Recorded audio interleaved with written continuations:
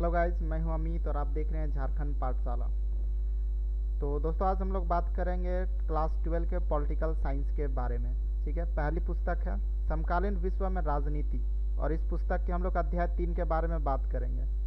1 और 2 जो अध्याय है उसका वीडियो मैंने पहले भी बना चुका हूँ, आप चैनल लिस्ट में जा करके देख सकते हैं। ठीक है, तो आज हम लोग अध्याय 3 के बारे में बात करेंगे और वो है समकालीन विश्व में अमेरिकी वर्चस्व। तो चलिए वीडियो को शुरू करते हैं। अभी तक आप मेरे इस चैनल में नए हैं तो चैनल को सब्सक्राइब जरूर कीजिएगा, दोस्तों के साथ शेयर भी कीजिएगा और वीडियो को अंत तक देखिएगा। पसंद आए तो लाइक ज़रूर कीजिएगा। इस अध्याय में हम लोग आज देखेंगे, परिचय जानेंगे, 3 बच्चों की कहानी है, आयशा, जाबू, आंद्रे। इन कहानी को समझेंगे। ठीक है, इसके बाद हम लोग देखेंगे नई विश्व व्यवस्था की शुरुआत। फिर हम लोग जानेंगे अमेरिकी राष्ट्रपति यानी क्लिंटन के दौर के समय के बारे में।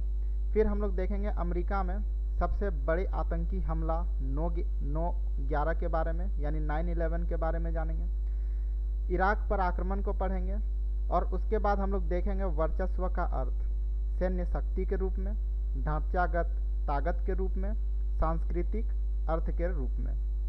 फिर हम लोग देखेंगे अमेरिकी वर्चस्व के रास्ते कौन कौन से अवरोध हैं, और फिर जानेंगे अमेरिका के साथ भारत का संबंध कैसा है, और अंत में हम लोग पढ़ेंगे कि वर्चस्व से कैसे निपट सकते हैं। ठीक है, तो चलिए एक एक करके सभी बिंदु पर बात करते हैं।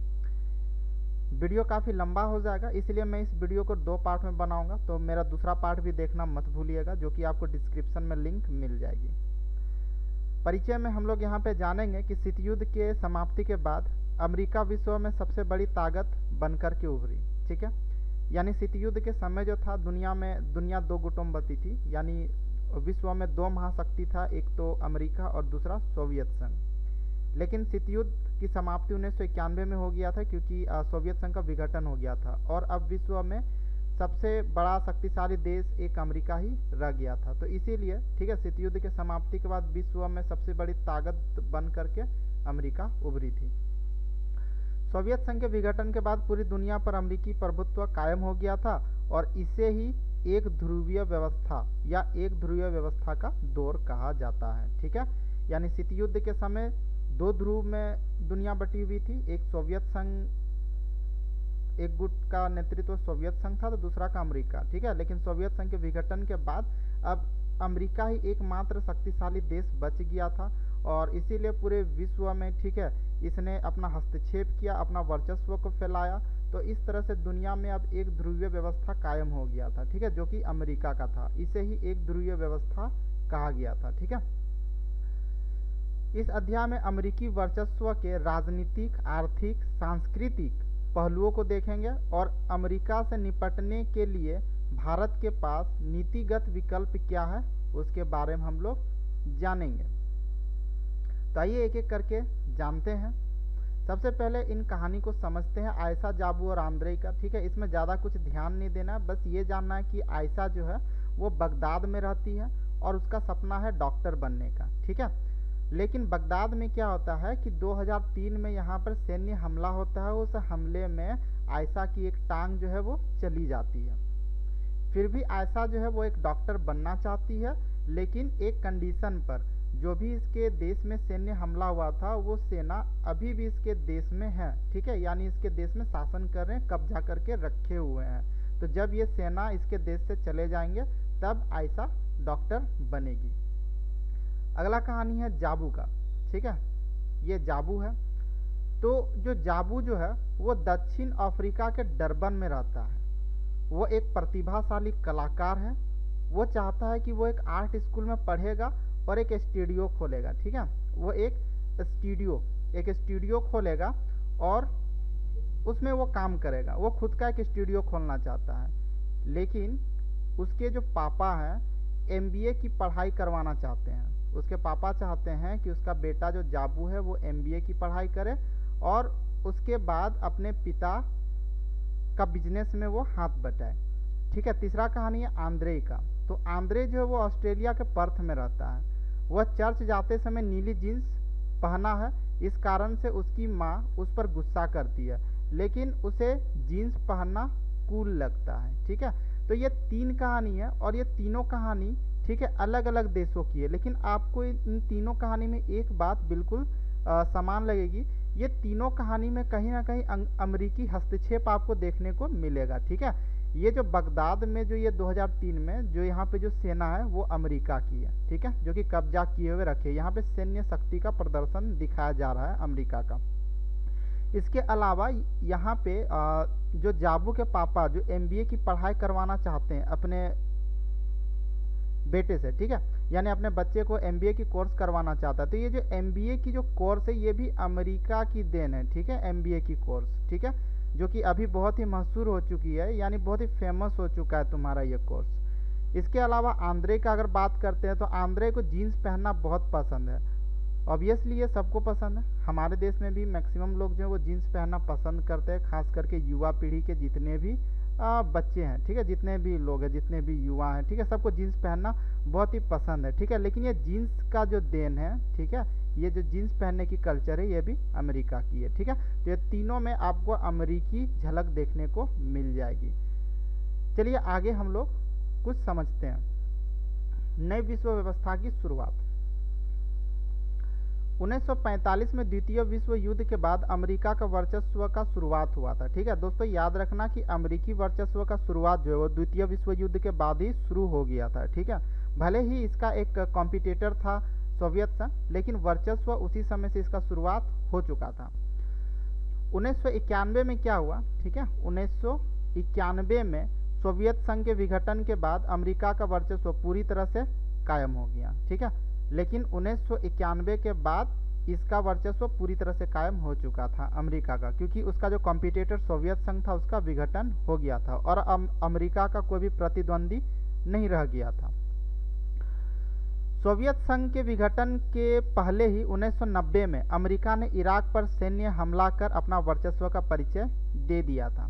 ठीक है, यानी सोवियत संघ का विघटन 1991 में हुआ था, लेकिन 90 में ही अमेरिका ने इराक पर हमला किया था। ठीक है, और इस हमला में उसने जो है ना कई अपने जो भी सैन्य हथियार वगैरह, ठीक है, नए टेक्नोलॉजी वाले हथियार का प्रदर्शन करके यह विश्व को दिखाया था कि अमेरिका एक मात्र शक्तिशाली देश है। ठीक है, सैन्य हथियार के मामले में, तो यानी उसने अपना वर्चस्व का परिचय, ठीक है, विघटन सोवियत संघ के विघटन के पहले से ही देना शुरू कर दिया था। चलिए यहाँ पे हम लोग देखते हैं 1990 की कहानी को। ठीक है, जानते हैं ऑपरेशन डेजर्ट स्टॉर्म के बारे में, बहुत ही इंपॉर्टेंट है, ये एग्जाम में आती है ये क्वेश्चन। ठीक है, तो आप इसे कॉपी कर लीजिएगा और इसे समझ लीजिए आप। 1990 के अगस्त में इराक ने कुवैत पर हमला किया था। ठीक है, यानी इराक ने क्या किया था, कुवैत पर हमला किया था और वहाँ पर बहुत ही तेजी से अपना कब्जा जमा लिया था। संयुक्त राष्ट्र संघ इसे बातचीत से सुलझाने की कोशिश की, लेकिन जब बातचीत से हल नहीं निकला तो संयुक्त राष्ट्र संघ ने कुवैत को मुक्त कराने के लिए बल प्रयोग की अनुमति दे दी। ठीक है, यानी जो इराक है उसने कुवैत पर हमला किया, वहाँ पे कब्जा कर लिया था, और जो संयुक्त राष्ट्र संघ है यानी UNO, ठीक है, यूनाइटेड नेशंस ऑर्गेनाइजेशन जो है, उसने इसे बातचीत से हल करने की कोशिश की थी, लेकिन इससे मामला नहीं सुलझा और क्या किया गया यहाँ पर, तो बल प्रयोग का आदेश दे दिया। अमेरिकी राष्ट्रपति जॉर्ज बुश ने इसे नई विश्व व्यवस्था की संज्ञा देते हुए 34 देशों के साथ मिल करके, ठीक है, 34 देशों के साथ मिल करके यानी 66,000 मिली-जुली सेनाओं के साथ इराक पर हमला कर दिया। नाम का इसमें 34 देशों की सेना थी, लेकिन 75% सिर्फ अमेरिकी सेना इस युद्ध में शामिल थी। इराक के राष्ट्रपति सद्दाम हुसैन ने ऐलान किया था कि यह 100 जंगों की एक जंग साबित होगी, लेकिन इराकी सेना जल्द ही हार मान ली। इस युद्ध को प्रथम खाड़ी युद्ध कहा जाता है।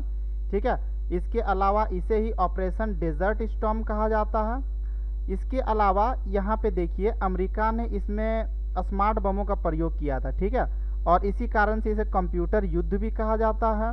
इसके अलावा पूरे युद्ध को, ठीक है, पूरे युद्ध को दूरदर्शन पर लाइव दिखाया जा रहा था, इसलिए इसे वीडियो गेम वार भी कहा जाता है। ठीक है, तो एक ही युद्ध के इतने सारे नाम है। ठीक है, प्रथम खाड़ी युद्ध, ऑपरेशन डेजर्ट स्टॉर्म्स, कंप्यूटर युद्ध या फिर वीडियो गेम वार। यहाँ दोस्तों क्या है ना कि कंप्यूटर युद्ध से भी क्वेश्चन आता है कि कंप्यूटर युद्ध क्या होता है, वीडियो गेम वार क्या होती है। तो अगर आपको इसके बारे में भी अगर आंसर चाहिए तो आप कमेंट कर सकते हैं, ठीक है। वैसे यहाँ पे एक छोटा सा एग्जांपल मैं आपको बता ही दे रहा हूँ कि वैसा युद्ध जिसमें क्या होता है ना, स्मार्ट बमों का प्रयोग होता है, ठीक है, नए टेक्नोलॉजी का प्रयोग किया जाता है युद्ध के दौरान, उसे कंप्यूटर युद्ध कहा जाता है, ठीक है। और एक ऐसा युद्ध जिसे दूरदर्शन पर लाइव दिखाया जाता है, यानी लाइव कवरेज जो है दिखाया जाता है टीवी पर, ठीक है, प्रसारित किया जाता है, तो उसे वीडियो गेम वार कहा जाता है। उम्मीद करता हूँ कि आप ऑपरेशन डेजर्ट स्टॉर्म को समझ गए होंगे। फिर भी कोई परेशानी हो तो आप कमेंट कर सकते हैं, ठीक है। चलिए जानते हैं इस युद्ध का क्या परिणाम हुआ था, ठीक है। प्रथम खाड़ी युद्ध से यह बात साबित हो गई थी कि बाकी देश सैन्य क्षमता के मामले में अमेरिका से बहुत पीछे है और इस मामले में प्रौद्योगिकी की धरातल पर अमेरिका बहुत आगे निकल चुका है, ठीक है। तो दोस्तों ये वर्चस्व का जो है प्रदर्शन था अमेरिका का, ठीक है। वो अपने सेना की ताकत को दिखाना चाहता था अमेरिका कि वो कितना आगे निकल चुका है। कुछ रिपोर्टों के अनुसार अमेरिका ने अपने फायदे के लिए इराक पर हमला किया था। अमेरिका ने जितना रकम इस जंग पर खर्च की उससे कई ज़्यादा रकम उसे जर्मनी, जापान, ठीक है, और सऊदी अरब जैसे देशों से मिली थी। तो ये जो हमला था, ठीक है, ये हमला अमेरिका ने, ठीक है, खुद के फायदे के लिए किया था। और इसमें क्या हुआ था कि एक रिपोर्ट आया जिसमें यह मालूम चला कि अमेरिका को इसमें बहुत सारे पैसे मिले थे जर्मनी, जापान और सऊदी अरब से, ठीक है। तो यहाँ पर हम लोग देखें कि किस तरह से अमेरिका जब महाशक्ति के रूप में उभरा, ठीक है, तब उसने किस तरह से देश में हमले किए, सैन्य हमले किए, ठीक है। उसमें जबरन वहाँ के सरकार को गिराया, ठीक है, अपना मनमानी किया। तो ये उसके वर्चस्व का परिचायक था, क्योंकि कोई भी देश इसमें दखल अंदाजी नहीं कर सकता था, किसी भी देश के पास इतना ताकत नहीं था। क्लिंटन का दौर, ठीक है, तो क्लिंटन जो है वो एक राष्ट्रपति थे, ठीक है, अमेरिका के। 1992 में अमेरिकी राष्ट्रपति चुनाव में, ठीक है, बिल क्लिंटन की जीत हुई थी, ठीक है। और उसे क्या हुआ, तो अमेरिका का राष्ट्रपति का पदभार संभालने का मौका उसे मिल गया, ठीक है। दोबारा 1996 में वो फिर से राष्ट्रपति के लिए चुने गए। बिल क्लिंटन ने वैश्विक राजनीति में कम ध्यान दिया था, यानी वैश्विक स्तर पर उसने कम राजनीति किया था, ठीक है। यानी बिल क्लिंटन ने जो ध्यान दिया था वह घरेलू मुद्दे पर ज़्यादा ध्यान दिया था, ठीक है, जैसे कि लोकतंत्र को बढ़ावा देना, ठीक है, जलवायु परिवर्तन के बारे में, विश्व व्यापार जैसे घरेलू मुद्दे पर ज़्यादा बल दिया था।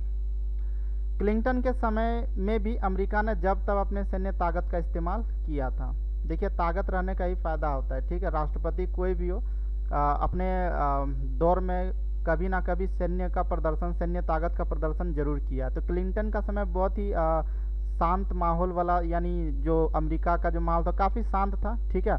लेकिन फिर भी कभी कभार यानी बीच बीच में जो है क्लिंटन ने भी सैन्य शक्ति का प्रदर्शन किया, जिसमें से एक उदाहरण है ऑपरेशन इन्फानाइट रीच, ठीक है। चलिए ऑपरेशन इन्फानाइट रीच को देखते हैं। ये छोटा सा क्वेश्चन रहता है एग्जाम में, आप इसे याद जरूर कर लीजिएगा। ये है क्या, तो अलकायदा ने, ठीक है, नैरोबी और दार एस सलाम में अमेरिकी जो दूतावास थी, ठीक है, ये दो स्थल में अमेरिका की जो दूतावास है, ठीक है, वहाँ पर बमबारी की गई थी। और इसके जवाब में 1998 में अमेरिकी राष्ट्रपति जो बिल क्लिंटन है, ठीक है, ऑपरेशन इन्फानाइट रीच चलाया, ठीक है। इस अभियान के अंतर्गत अमेरिका ने सूडान और अफगानिस्तान के अलकायदा के ठिकानों पर क्रूज मिसाइल से हमले किए थे, ठीक है, क्रूज मिसाइल से हमले किए थे। अमेरिका ने इस हमले के लिए ना ही संयुक्त राष्ट्र संघ की अनुमति ली और ना ही अंतर्राष्ट्रीय कानून की परवाह की। इस हमले के दौरान अमेरिका ने कुछ आम नागरिकों के ठिकानों पर भी निशाना साधा, जबकि इसका आतंकवाद से कोई लेना देना नहीं था।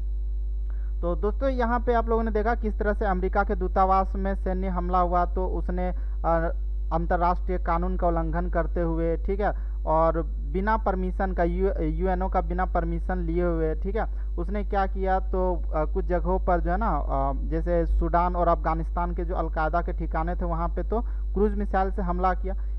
यहाँ हमला करने के साथ साथ कुछ आम नागरिक के ठिकानों पर भी हमला किया था, ठीक है।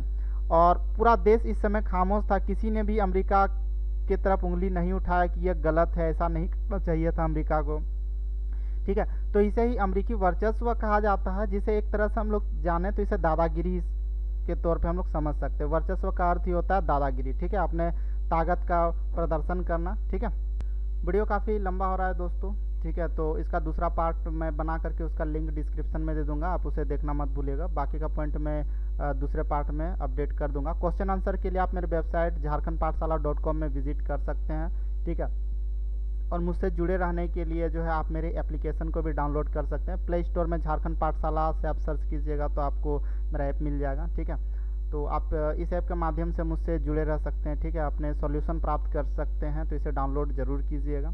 ठीक है, हम फिर मिलेंगे एक नए वीडियो के साथ। धन्यवाद।